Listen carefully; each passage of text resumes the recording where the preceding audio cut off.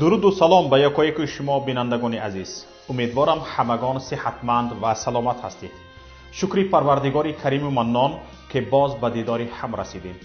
حالا بنده حقیر شوکت محمد برنامه تحلیلی خبری پیام نیوز را برایتان پیشکش میکنم. پیش از آغاز برنامه شما را از نامگویی موضوعهای امروزه آگاه خواهم کرد. چرا از سخنان پرحکمتی پیشوا تنها قمبغلان و بینوایان الهام میگیرند؟ در استرافشان خراجات و تأمین 180 نفر کرانتین شده ها به دوش معلمان و دیگر کارمندان ساحه بوجوی واگذار شد. علیشیر عثمانوف تاجر مشهور ازبک که مقیم روسیه است برای مبارزه با کرونا ویروس در ازبکستان 20 میلیون دلار جدا کرد. فرودگاه های تاجیکستان به سبب بحران اقتصادی کارمندان خود را به رخصتی بدون معاش فرستاده اند.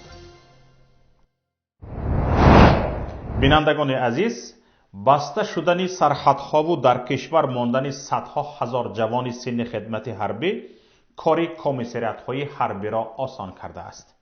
شمار اختیاریان آنقدر افزوده است که ولایت مختار کوهستان بدخشان نقشه دعوت را در یک روز به اجرا رسانید.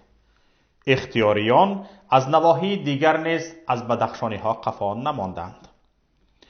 با گزارش اگنتی دولتی خاور، معرکه گسیل نوسکران با اشتراک فعالان و اهل جماعت ولایت در میدان اسماعیلی سامانی شهر خاروخ صورت گرفته است.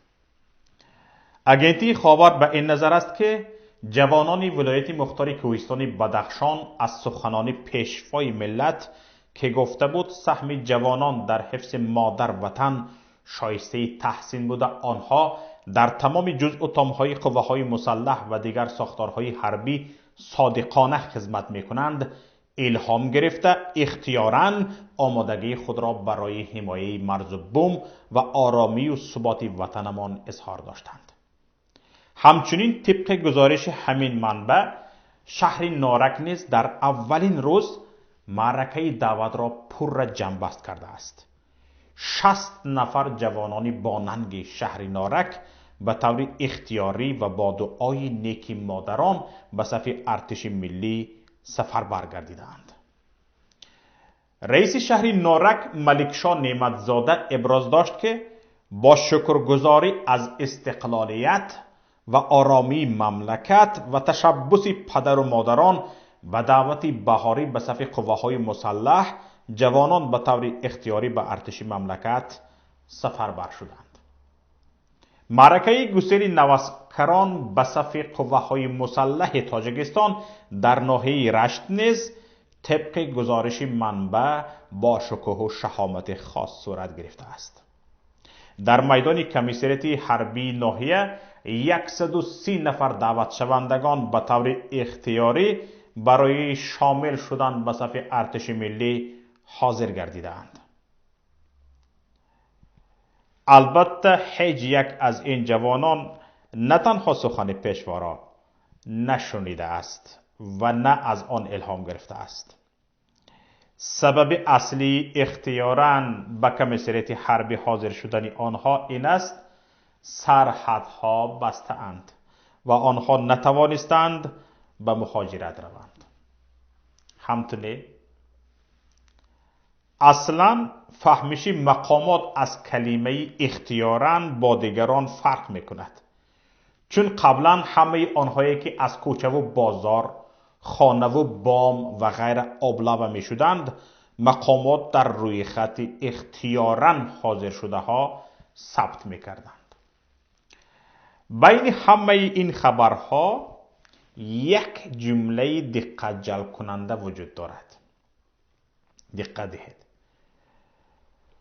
اگنتی خاور خبر می دهد در قطار این جوانان دلیر و شجاع وطن 32 نفر کارمندان ساختارهای دولتی ولایت فرزندان خود را برای اجرا نبودن قرض مقدس در نزد وطن مادر به خدمت راهنمون ساختند. بسیار اقدام ستودنی میشده است کو. ولی چرا منصبداران بدخشان فرزندان خود را به ارتش میفرستند و منصبداران دوشنبه و باختر و دنغره نه؟ هوی منصبداران دنغره، تمام منصب‌های گوشه و کناری کشور از آن شما است. وزیری کبیر هم شمایید. چرا فرزندان شما خدمت حربی نمی روند؟ اگر منصبداران بدخشان هم مثل آن اختیاریان از سخن پیشوا که گفت باید پیش از همه منصبداران فرزندان خود را به صف ارتش فرستند پیروی کرده باشند، چرا منصبداران دیگر پیروی نمی کنند؟ چرا؟ سخن پیشوا مگر نزد آنها قدر ندارد؟ یا ارتش تنها برای بچه های اوگی است؟ تنها برای کمبغل و بینوایان است؟ بار اول نیست که امام علی رحمان از منصبداران و وزیران دعوت میکند که نمونه عبرت شوند و فرزندانشان را اولین شده به ارتش فرستند. ولی این دعوت را جز منصبداران بدخشی کسی به یک تنی پوچک نمیگیرد. باید اعتراف کرد که اصلا عیب چندان در منصبداران هم نیست. وقتی کسی را دعوت میکنی که به دیگران نمونه عبرت شود، اول باید خودت به او نمونه عبرت باشی. امام اعظم ابو حنیفه باره به ثروتمندان وضع طولانی درباره ثواب آزاد کردن غلام گفت و از آنها دعوت کرد از این ثواب بزرگ محروم نشوند. یک هفته گذشت ولی بجز چند نفری انگشت شمار کسی غلامی را آزاد نکرد. هفته بعد امام اعظم رحمت الله علیه قبل از رفتن به منبر غلامی را آزاد کرد و موضوع نصیحتی هفته قبلیش را از سر گرفت. این دفعه صدها نفر از او پیروی کردند و صدها بنده را آزاد نمودند. اگر رئیس جمهور به دعوایش صادق می بود، قبل از دعوت اولینش رستم را که قسم حربی را از دور ندیده گنرال شده است به ارتش به خدمت حربی می فرستاد. آن وقت صف ارتش تنها از حساب فرزندان منصبداران پر می شد. سپس دادر رستم سامان را می فرستاد. حالا رئیس جمهور حداقل بجز پسرانش رستم و سامان 10 نبیره سینشان موافق به خدمت حربی را دارد. آنها را هم نمی فرستد. دختران جنابشان هم از سخنهای پرحکمت پدرشان الهام گرفته پسرانشان را به ارتش نمی فرستند. فرستاده چیکار میکنند؟ داماد توره ها که همه اشان چند تاگی وظیفه را اشغال کردند به پسرانشان نمیگویند به حرف بابایشان گوش دهند، به حرف بابای پیشوا. نبیرگان امام علی رحمان هم از نصیحت‌های پرگوهر بابایشان پیروی نمی کنند. فقط چند کمبغل از بدخشان، چند دیگر نارکو، چند دیگر در رشت آنقدر از سخنان پیشوا الهام میگیرند که خود را دوان دوان به کمیسریت حربی میرسانند، اما در همین حال یک نبیره پیشوای ملت از نصیحت‌های بابایش الهام نمیگیرد. یا امام علی رحمان برای پسران و نبیرگانش و فرزندان نبیرگانی منصبداران پیشوا نیست؟ نفری را که حرفش در داخل آیله‌اش یک پل پوچک است. یگان گفته اش را به پشیزی هم نمیگیرند، به دیگران پیشوا شده چی علف میخورد؟ سر اول باید رئیس جمهور بالای این مسئله اندیشه کند.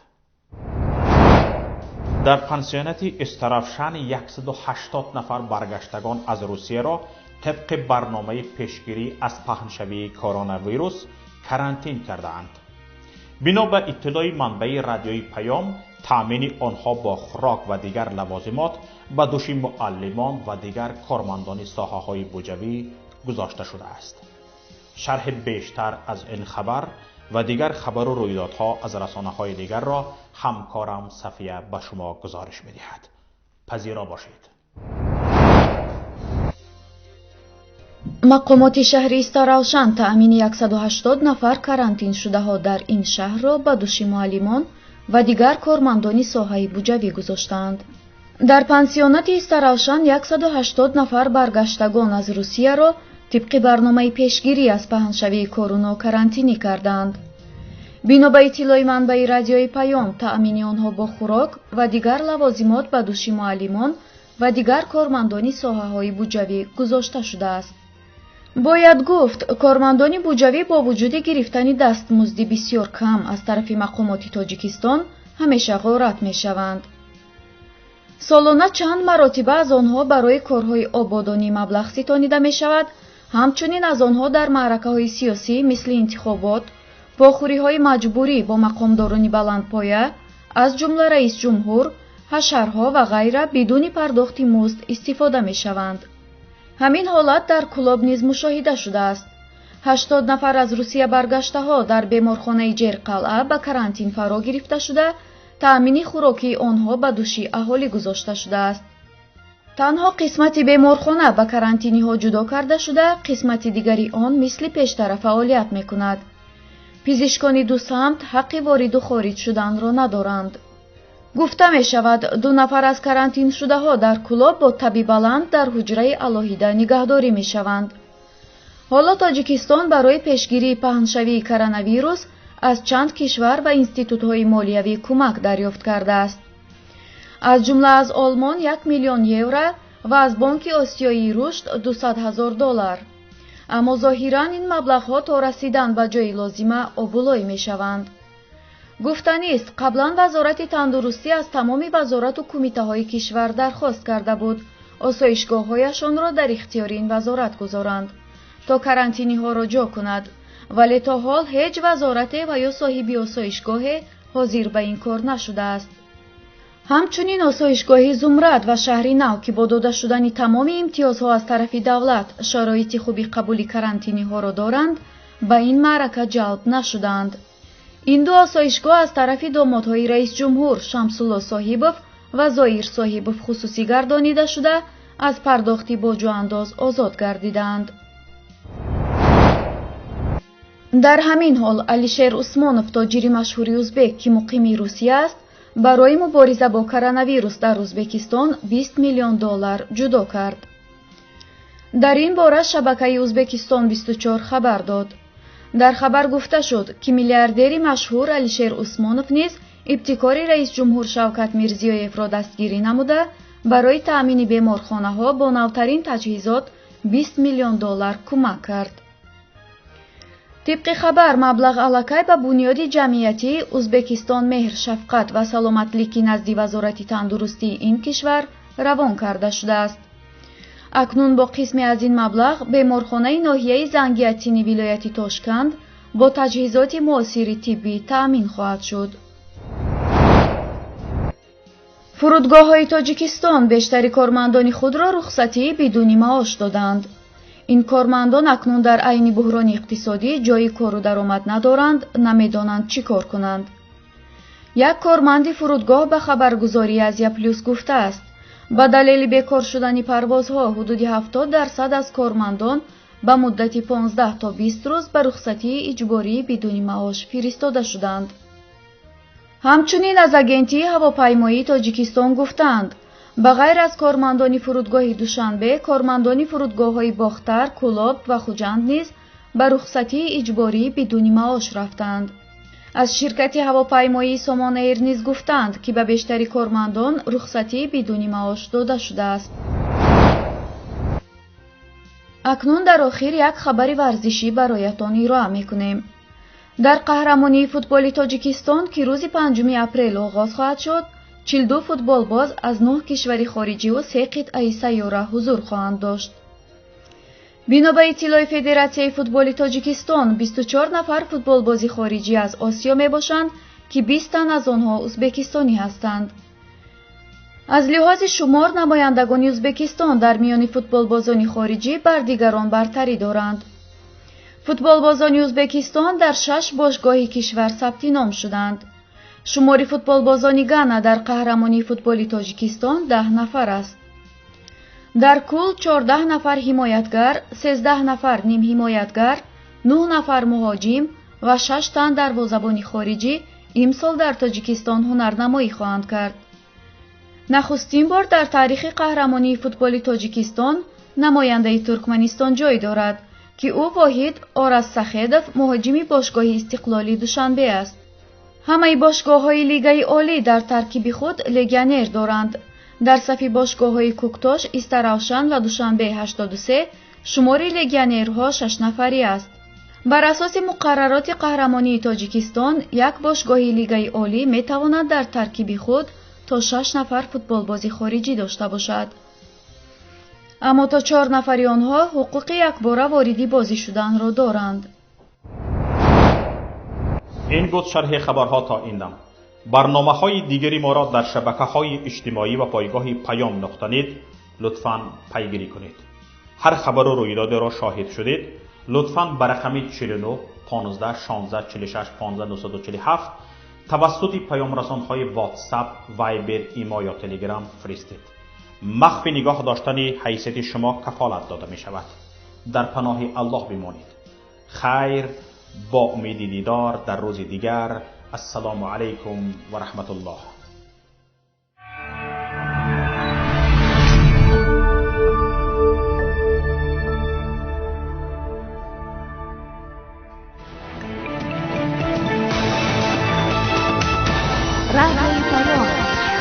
در فضای سیاست صدای جدید. رادیوی پیام. علم، فرهنگ، نوید. رادیوی پیام. مشورت، بحث، گفت و شنید. در تمام دنیا روی رسانه اینترنتی رادیو پیام نقطه نت.